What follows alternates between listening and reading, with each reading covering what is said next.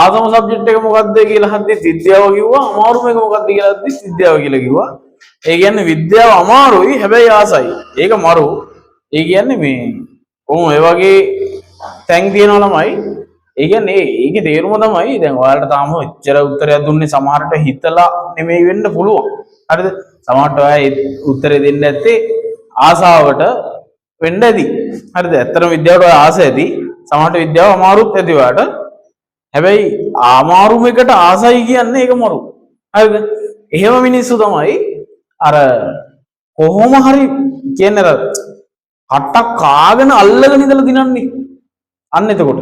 ඒ කියන්නේ දැන් ගොඩක් අය මොකද කරන්නේ? ගොඩක් අය කරන්නේ අමාරුයි නම් අතාරිනවා. හරිද? try කරලා බලනවා. හරිද? එහෙම නැත්නම් නිකන් හම්බුනහම බලනවා. අමාරුයි වගේ නම් අතහැරලා දානවා. ඒ වැඩේ දිගටම කරගෙන යන්නේ. හරිද? බිස්නස් එකක් වුණත් අධ්‍යාපනය වුණත් අමාරුයි නම් අතාරිනවා. හැබැයි ඒ අතරේ මේ දරුවා දුන්න උත්තරේට මම පට්ට ආසයි. අමාරුයි හැබැයි ආසම විෂයත් ඒක.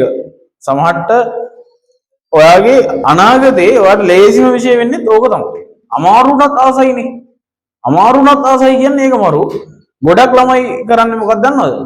මොකක් හරි දැන් විශේෂයෙන්ම විද්‍යාව සහ ගණන් කියන සබ්ජෙක්ට් දෙකට පොඩි කාලේ කවුරු හරි ඔළුවට දානවා අමාරුයි කියලා එකක්. හිතලා කරන එකක් නෙමෙයි. හරිද? හිතලා කරන්නේ නැහැ කවුරුත් එහෙම. ඔය වටපිටාව ඉන්න කවුරු හරි කෙනෙක්ගේ අතින් කියවෙලා හරි මොකක් හරි වෙලා ඔළුවට යනවා ගණන් විද්‍යාව අමාරුයි කියලා. හිතලා කවුරුත් කියන්නේ නැතුව ඇති. ඒ කියන්නේ දුරට හිතන්නේ නැතුව ඇති මෙහෙම වෙයි කියලා. හැබැයි කොතනද අමාරු ගණන් වල විද්‍යාවේ? කොතනද අමාරු? එහෙම එකක් ඇත්තටම නැහැනේ ළමයි. එතකොට ඒ 9ක් ගන්න ළමයාට මොකක්ද අමාරු වෙලා තියෙන්නේ? ගණන් විද්‍යාව අමාරු වෙලත් නැහැ, ඉතුරු ඒවා අමාරු වෙලත් නැහැනේ. නේද? ඔතන වෙලා තියෙන්නේ මේක. අපි හිතින් දෙනවා තැනක්. මේක මෙහෙමයි. මේක මෙහෙමයි කියලා අපි හිතින් දෙනවා එකක්. ඒක අපි හිතින් දෙන්නේ සමහර විට ඒක කරලා බලලත් නෙමෙයි. අපි සමහරට පාරක යනවා කියන්නකෝ. කවුරු හරි කියන ඔය පාරේ වලවල් අම්බෝ යන්න බෑ කියලා. හරිද? එතකොට අපි හිතා ගන්නවා ඒක අම්බෝ ඒක ඇත්ත ඒ පාරේ යන්න හොඳ නැහැ. සමහරට ඒ පාරේ යන්න පුළුවන්. අර අපි යන පාරට වඩා හොඳට. අන්න ඒ වගේ එකක් වෙදී. හරිද? අපි හිතින් මවා ගන්නවා මේක අමාරුයි. මේකට තමයි බුදු අම්බෝ මෙහෙම එකක් තියෙනවා කියලා. එතකොට අර හිතන්න ඔයාට මේ සබ්ජෙක්ට් එක ඇතුලේ පොඩි දෙයක් මොකක් හරි අවුල් ගියා කියනවා. ඊට පස්සේ දිගින් දිගටම හිතන්න ගන්නවා දැන් අරක මට තේරුණෙත් නැහැ. ඔතනින් එහාට මොකුත් තේරෙන්නේ නැති වෙයි. ඇත්ත තමයි කියන්නේ මේක අමාරුයි කියලා. එහෙම එකක් ඔළුවේ දිනනවා නම් අයින් කරන්න. පළවෙනි දේ තමයි ඒක අයින් කරන්න ඕන.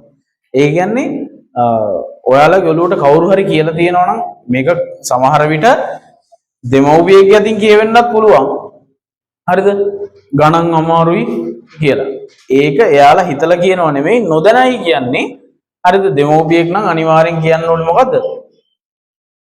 මේ පුතේ ඔයාට ගාන වැරදුනා නම් ඔයාට ගණන් පුළුවන්නේ ඇයි මේක වැරදුනේ වගේ එකක් තමයි වෙන්න ඕනේ. ඒතර ඔයාලා හිතන්න ඔයාට ගානක් හරි විද්‍යාව ප්‍රශ්නයක් හරි වැරදුනොත් මට පුළුවන්නේ ඇයි මට මේක බැරි වුනේ කියලා හොයන්න ඕනේ.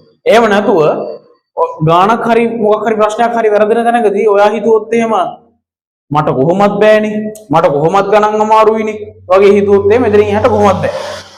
ඇයි ඔය ඔළුවට දීලා තියෙන්නේ මොකද්ද? මට බෑ කියන එකනේ. පැහැදිලි නේද? එහෙනම් කිසිම වෙලාවකට ඔළුවට දෙන්න එපා බෑ කියන අමාරුයි කියන සිග්නල් එක. හරිද? ඒක දෙන්න එපා. එහෙම වුණොත් කොහොමත් බැරි වෙනවා. හරි බෑ බෑ කිය ඉන්න ගමතක කරලා මට පුළුවන් කියලා හිතන්න. දැන් හිතන්න ඔයාට ලකුණු 100න් ලකුණු 10ක් තියෙනවා කියලා. ඉතින් ඔයාලට 10ක් ලකුණු ගන්න පුළුවන් වෙලා තියෙනවා. නේද? ඒක දෙන්නේ 75. ඒ කියන්නේ 25ක් වරදින්න පුළුවන් නේ. කොහොමත් ඒ එකක් ගත්තා. ඒ එකක් ගන්න ළමයටත් 25ක් වරදින්න chance එක දීලා තියෙනවා. පැහැදිලි නේද? එතකොට කාට වුණත් වරදින්න පුළුවන් කියන එක නේ තේරුම. ඒ හින්දා කිසිම තැනක බෑ කියලා හිතන්න එපා. අමාරුයි කියලා හිතන්න එපා. මේවා ඇත්තටම අමාරු විෂයක් නෙමෙයි.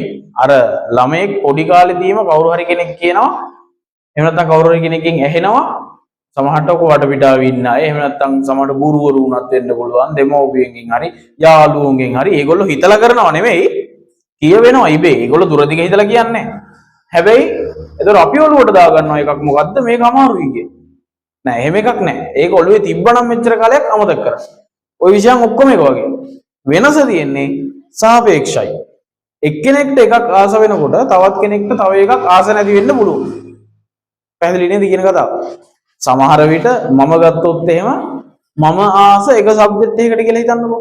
සමහර විට ඒකට චුට්ටක්වත් කැමති නැති කවුරු හරි ඉන්න පුළුවන්. එතකොට අපි දෙන්නගෙන් මොකද්ද ලේසි කියලා අහුවොත් මං කියනවා මං අර සබ්ජෙක්ට් එකට කැමතියි. අරයා කියනවා අපෝ මට ඒ සබ්ජෙක්ට් එක පේන්න බෑ. දැන් ඔයා කොහොමද පිළිගන්නේ? දැන් මං කියන එක පිළිගන්නත් බෑ. අනිත් කෙනා කියන එක පිළිගන්නත් බෑනේ. එහෙනම් ඒක තීරණය කරන්න ඕනේ කවුද? තමන්ම තමයි.